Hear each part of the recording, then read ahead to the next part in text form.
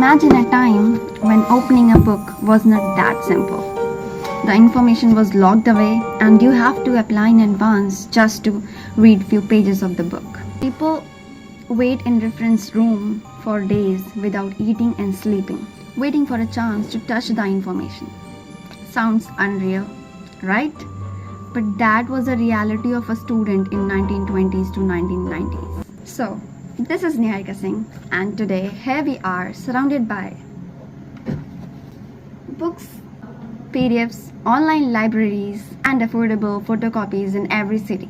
We are actually living in a golden era of access to information and knowledge. I was watching a Chinese drama called The Three Body Problem and उसमें एक granny थी जो कि अपने समय की well respected astrophysicist. उन्होंने एक स्टेटमेंट दिया, तुम बहुत ब्लेस्ड हो कि तुम्हें ये सारी किताबें मिल जा रही हैं.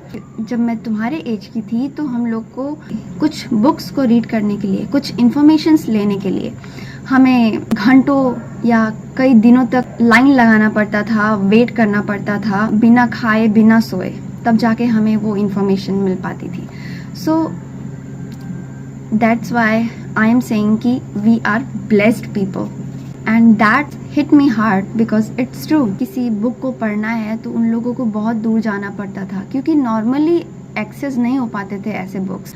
देखिए, पहले जब बुक्स बनते थे, जब बुक लिखी जाती थी तो प्रिंटिंग मशीन्स तो थी नहीं, उसको लोग अपने हाथों से लिखते थे. अब मैं बहुत पुरानी बात कर रही हूँ. जब किंग्स रहते थे, जितने भी बुक्स वो लोग बनाते थे उसको खुद के हाथों से लिखते थे. इसीलिए पहले के बुक्स को सिर्फ राजा या स्कॉलर्स या बहुत रिच पर्सन ही ले पाते थे. नॉर्मल सिटीजन जो थे, जो पुअर थे, वो ऐसी इंफॉर्मेशंस को एक्सेस नहीं कर पाते थे. सो that's why it's hard for them and easy for us. So while watching this drama मैंने उसमें 2 बुक्स के नाम पढ़े. एक बुक जो है 1914 में लिखी गई थी अगर मैं फर्स्ट एडिशन की बात करूँ तो, और दूसरी बुक जो है वो 1990s में लिखी गई थी. So I really want you guys to know about this books. This is really very important because आजकल के समय में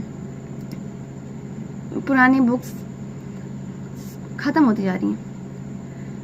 सो the first one is stellar structure and evolution जो कि 1990 में लिखी गई थी by Kippenhahn. May be मैं मिस प्रोनाउंस कर रही हूँ. जो दूसरी बुक है वो stellar motions and the structure of the universe है, 1914 में लिखी गई by Eddington. So I want you to go and search it on a Google. You can download the PDF of these books very easily. And while watching this episode, I activate a wisdom in myself. मुझे पता चला कि मैं कितनी blessed हूँ. मुझे इन सारे books को पढ़ने का मौका मिला. As you can see, मेरे रूम में बुक्स हर जगह हैं. दिखाती हूँ मैं. Serious. इस ड्रामा को देखने के बाद जब मैंने अपना रूम देखा तो फिर मुझे लगा कि या I am really a very blessed person. I want you to feel the same wisdom as I feel today. I want you to show gratitude toward your life, whatever you get and whatever you have. सबको सब कुछ नहीं मिलता है और जिसको जो कुछ भी मिलता है लोग उसमें खुश नहीं होते हैं और दूसरी चीज़ों के पीछे जो रहता है उसकी तो कद्र नहीं करते हैं और जो नहीं रहता है उसके पीछे भागते हैं. तो भागने के चक्कर में जो हमारे पास रहता है ना, तो हम लोग उससे भी भूल जाते हैं. हम लोग हर चीज़ होते हुए भी ना अपने अगल बगल एक्नॉलेज ही नहीं करते हैं. मैं चाहती हूँ कि आप लोग एक्नॉलेज करें.